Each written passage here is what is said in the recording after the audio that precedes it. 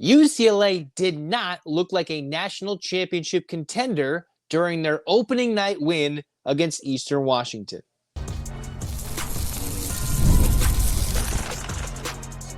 You are Locked On UCLA, your daily podcast on the UCLA Bruins. Part of the Locked On Podcast Network, your team every day. Welcome, everybody, to this edition of the Locked On UCLA podcast. I'm your host, Zach Anderson-Yoxsimer. Thanks for making this show your first listen each and every day. It's free wherever you get your podcast, and it's available on YouTube.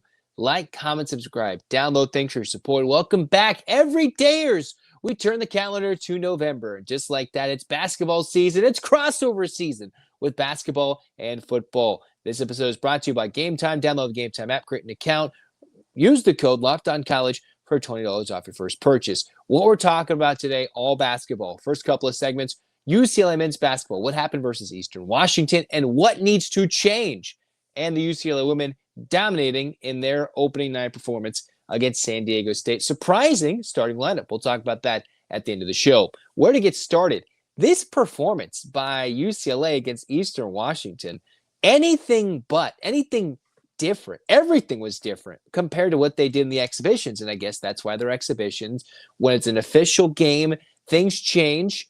And UCLA only beats Eastern Washington 80-74. And some people might say, oh, Dan Munson's a great coach.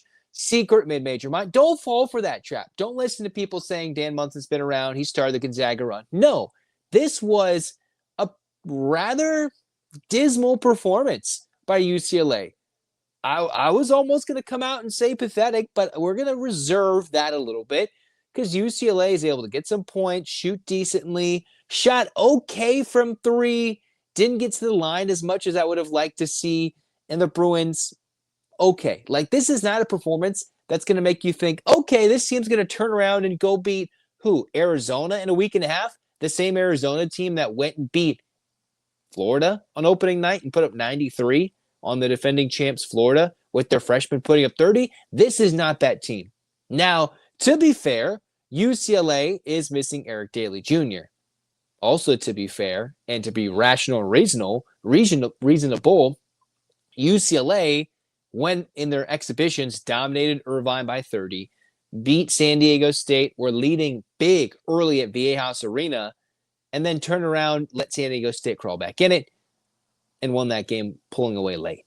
All without Eric Daly Jr. So tell me why a Big Sky team, a middle-of-the-pack Big Sky team, without one of their best players, out for the year, last year, well, their leading scorer should be their leading scorer this year, they let them come in here and stay close to UCLA. I was thinking we were going to get a legacy rant from Mick Cronin, which we might get in the postgame. I'm not going to talk about that. I'll talk about that in the next episode of Locked On UCLA. But how do you let Eastern Washington come in and shoot better than 50%, shoot more free throws, score as many points off turnovers, and yet come in here, get more bench production, get as many points in the paint as UCLA did?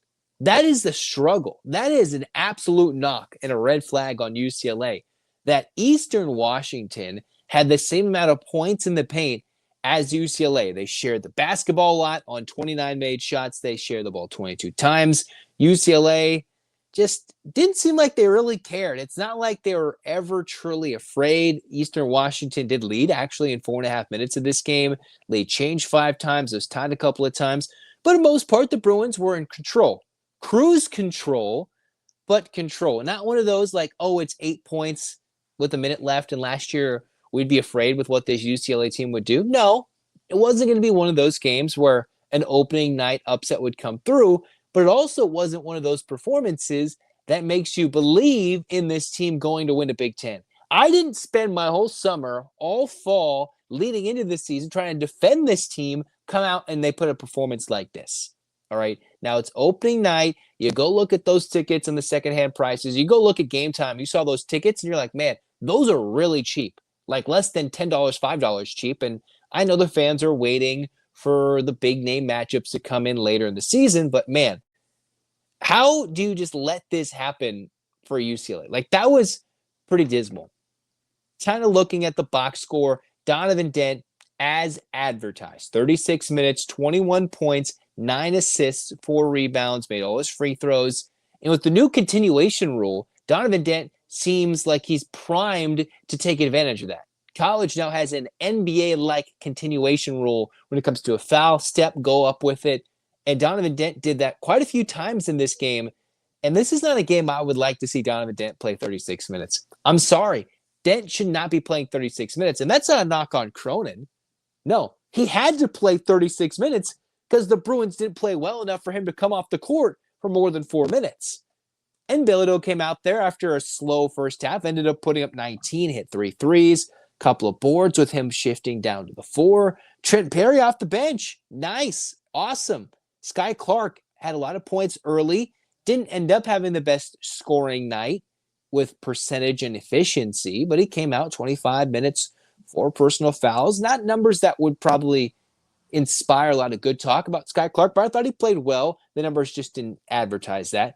Xavier Booker, you look at his night and you see his line, and you're going to think it was a great game. 14 points, 6 of 7 shots, 7 rebounds, 3 assists, no turnovers in 30 minutes. But you see how many points in the paint there were. UCLA got eaten alive points in the paint. 38 points. Almost, half other points in the paint. Points in this game came in the paint, just attacking Booker.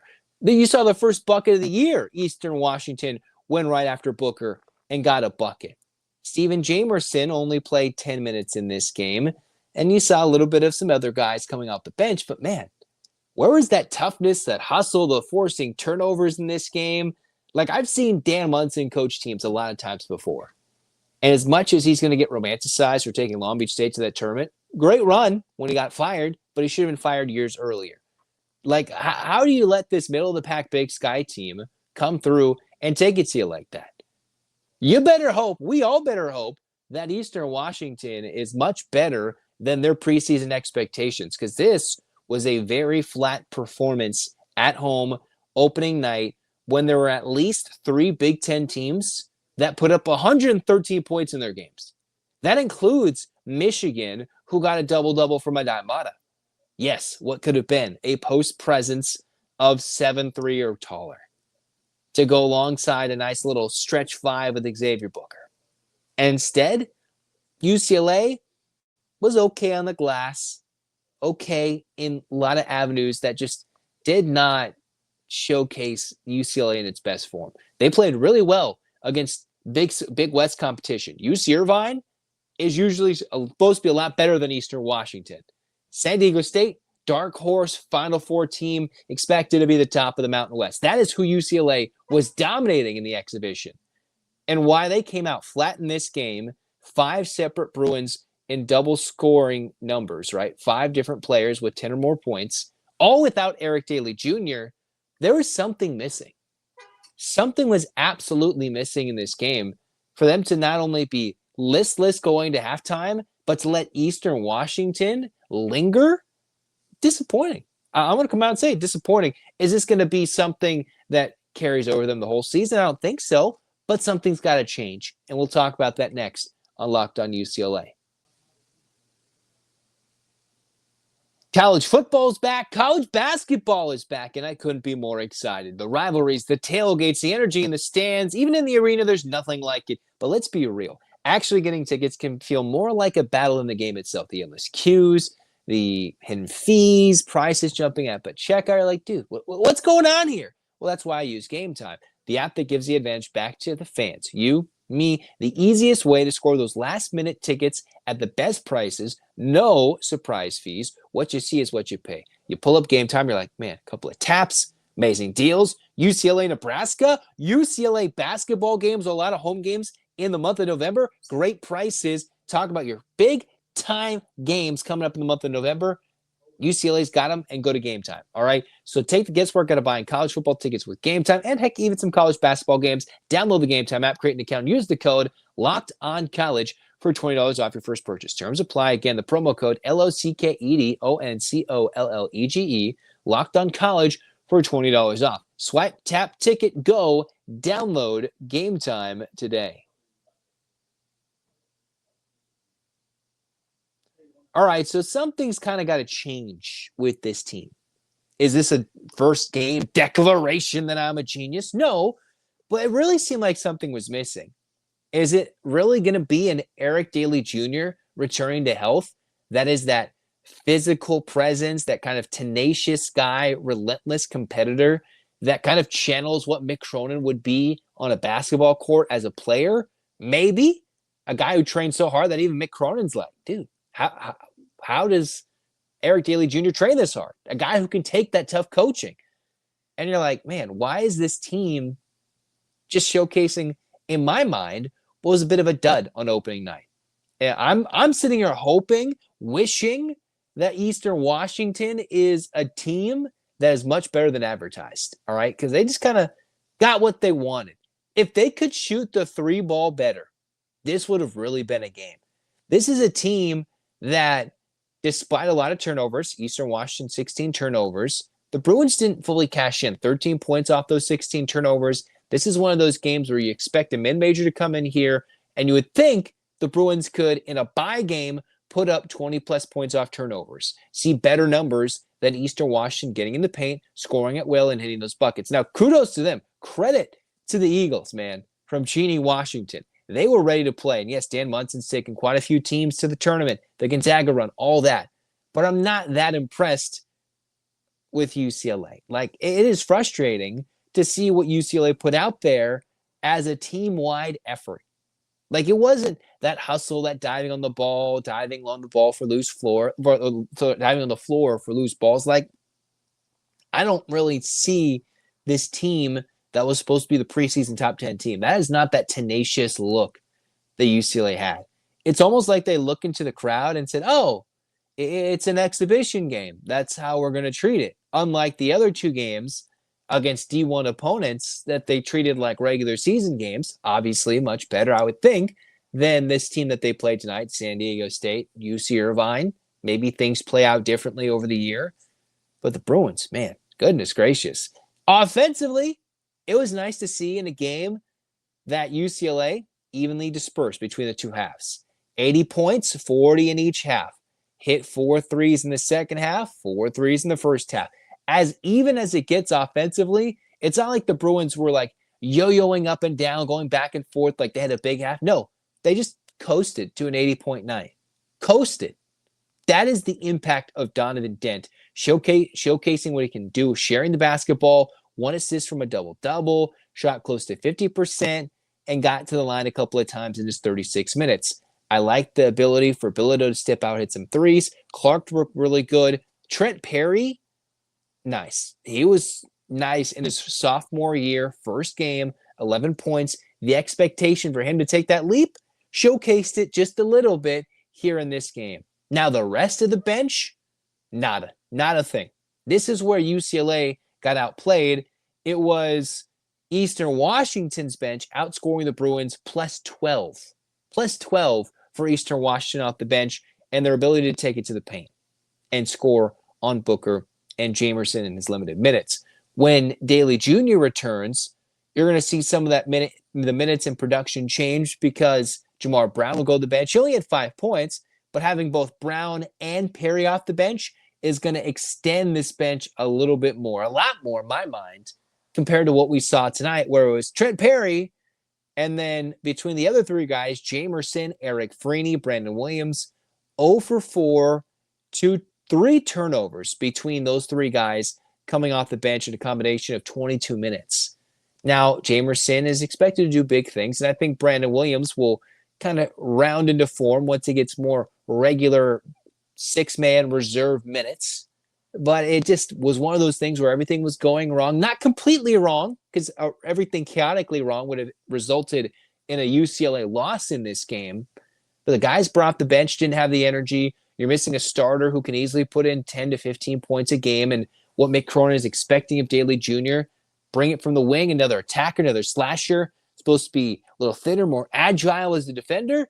Then the Bruins could be a tough out in the tournament, tough out in Big Ten play. Well, you can't just pin this all on, oh, UCLA's one injury. No, they're much better and deeper than Daly Jr. being hurt for this game to be close as 6 points. 80 to 74. Are you kidding me? Like, you're just like, what are we watching here? Mick Cronin has to be going ballistic right now. And I'm talking about this when he might be doing his post-game pressers, quotes. So you're not going to hear me talk about that right now. It's just frustrating to see UCLA, what they did defensively really in this game. Offensively, generally took care of the ball, got a few more offensive rebounds than Eastern Washington, doubled them up in second chance points.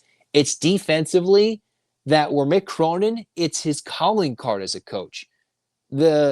Anybody who gets time on the floor, if you're going to get pulled, if you're going to start, if you're going to continue to earn time, it's defensively. Last year, he had to kind of juggle, do I want my best offensive lineup versus my best defensive lineup? That wasn't always the same. This year, you've got a team, simply because of Donovan Dent alone, that can run more, score a lot more, 12 fast break points in this game. Bruins were going up and down the court quickly. But the defense has to come along with it. Didn't see any full court press. Didn't see anything that showcased the Bruins were willing to play Mick Cronin level defense. All right. It's almost like he was waiting for one of these clunkers, maybe in the exhibition, to get humbled. No, it seems like the Eastern Washington game might be the slice of humble pie Mick Cronin was needing to go on a rant. And maybe there's something we don't know.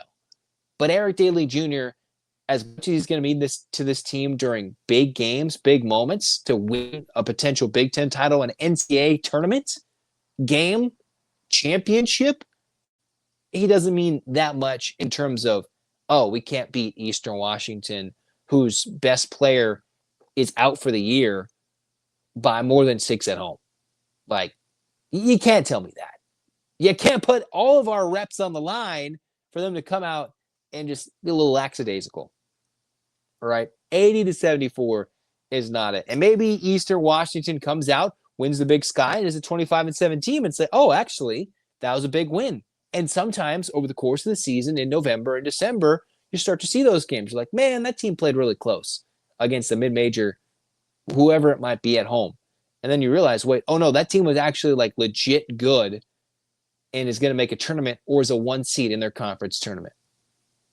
A lot to be determined between now and then. But the Bruins have to look a lot better than they did tonight when they play Pepperdine and then West Georgia in the next 2 tune-ups prior to the Arizona showdown in a week and a half. Speaking of who started slow and dominated, the UCLA women's basketball team did that against San Diego State at the Honda Center. But we'll talk about some shocking lineup moves by Corey Close and who stood out in their game against San Diego State.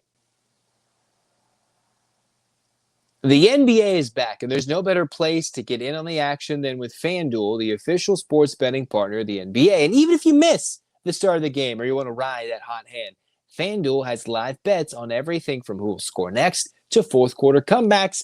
Even with all that, you can combine your live bets into a same-game parlay for a shot at a bigger payout. It keeps the game exciting, especially when your team's making that late push. Right now, FanDuel is giving new customers $300 in bonus bets when your first $5 bet wins. So head to FanDuel.com to sign up and play your game with FanDuel, the official sports betting partner of the NBA.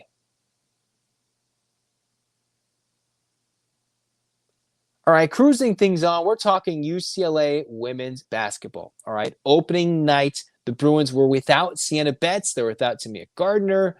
UCLA will be without them for the foreseeable future. So their hope for a strong run in the non-conference is missing 2 key contributors, players who could be starting on other teams and scoring 10 or more a night in Gardner or in Sienna Betts. Here in this team, they would be players who would play maybe 20 or 15 minutes. In this game, both out, not available, so that's something Corey Close had to juggle. Even with that, the shocking number and the shocking lineup that UCLA employed, in as much as you can be with a deep team like UCLA, Kiki Rice did not start in this game. The starting lineup for Corey Close was Angela Dugalich, Lauren Betts, obviously, Gabriela Jaquez, Gianna Neepkins, and Charlize Ledger-Walker. So you have a near 4-year starter expected to be in Kiki Rice coming off the bench for Charlize Ledger-Walker, who is returning from a long recovery from injury.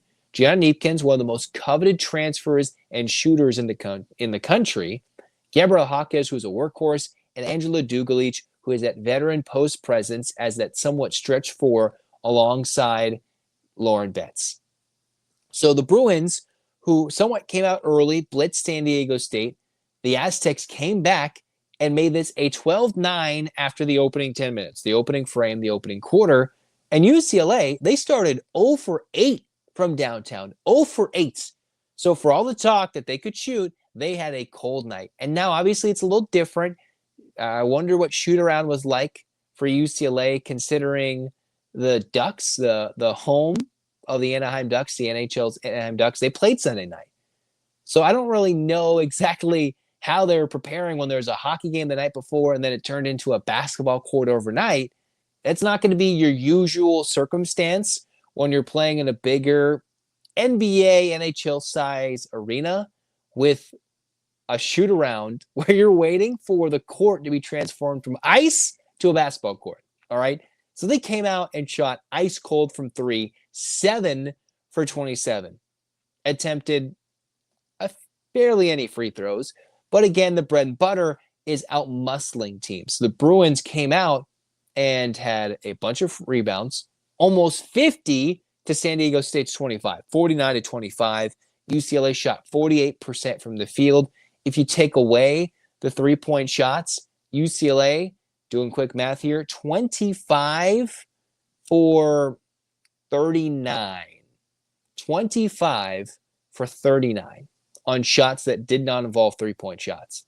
So anything inside the arc means Lauren Betts gobbled it up. She was 9 of 12, 21-4 in her quest to be the National Player of the Year as she tries to take down the front runner, the preseason favorite in Sarah Strong. Charlize Ledger-Walker, 5 of 9, 5 assists, no turnovers. So that brings that veteran player, veteran playmaker who can come in, handle the basketball in 24 minutes. What was a little disappointing was the fact that nobody could shoot the ball. From Gianna Neepkins, who took the most threes, 1 of 7. Jaquez made 1 of 3. Dugalich, 1 of 3. Charlize Ledger-Walker, 2 of 5. The most made threes of any Bruin tonight. The only one with 2 made threes. You had Kiki Rice, who I believe made the first UCLA 3 of the season. Wouldn't have pinned my money on that. And then had Bilodeau, who came off the bench, 1 of 6 in her 2025 UCLA debut. All right. And there's even 13 minutes for Amanda Muse, 21 for Bilodeau, and even the freshman Kiaramusi Sieg with 2 minutes.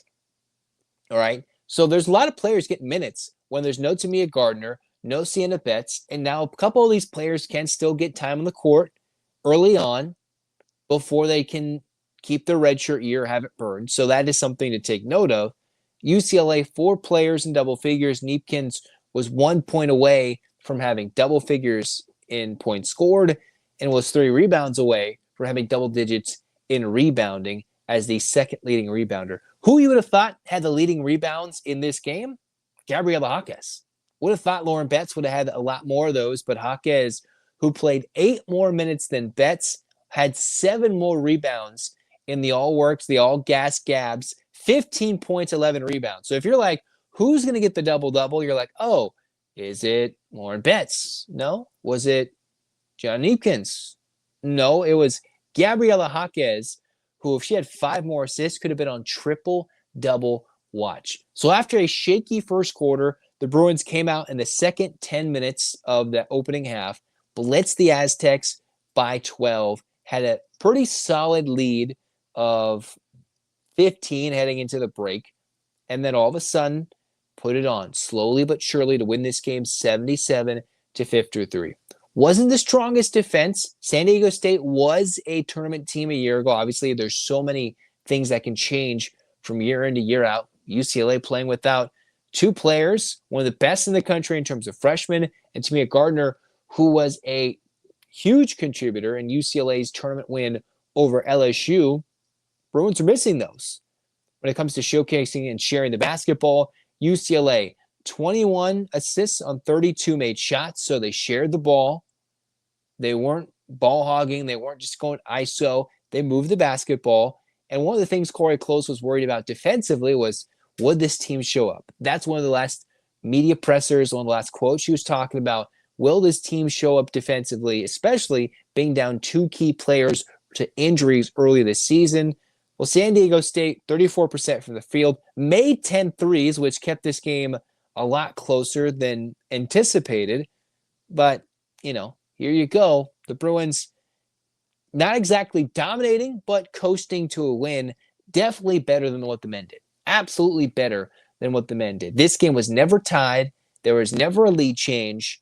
UCLA led for 39 minutes and 38 seconds. So despite a mini run at the end of that first quarter for San Diego State, the Bruins had a 15-0 run in this game, came out right away and led early, ice cold in an NHL arena.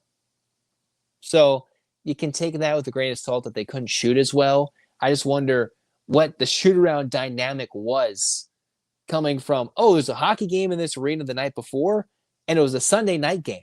And normally these teams have a little earlier shoot-around. It's a little different, but the Bruins, all right, they said, hey, let's get this game. And if you saw some of the on-3 reports, Utah was complaining that they couldn't play San Diego State. They had to play Sioux Falls on opening night because the Bruins bought this game from Utah, literally, to bring San Diego State to play in the Honda Center.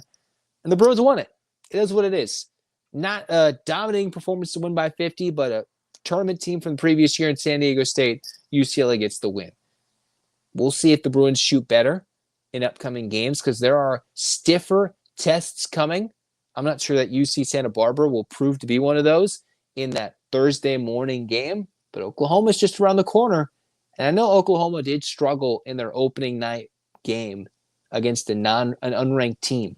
So we'll see how that all churns around for these teams. But until then, hey, undefeated for the UCLA men and women on opening night. In the next episode of Locked On UCLA, we'll talk about the Dylan Raiola injury. We'll talk about Christian Collins having UCLA in his final 3. And we'll continue to talk UCLA football and basketball leading into this crossover season here in November. Hands up, Bruins fans. 8 clap time, baby. And 1, 2, 3, 4, 5, 6, 7, 8. UCLA. UCLA, fight, fight, fight. This has been Locked On UCLA. Zach signing off. Go Bruins.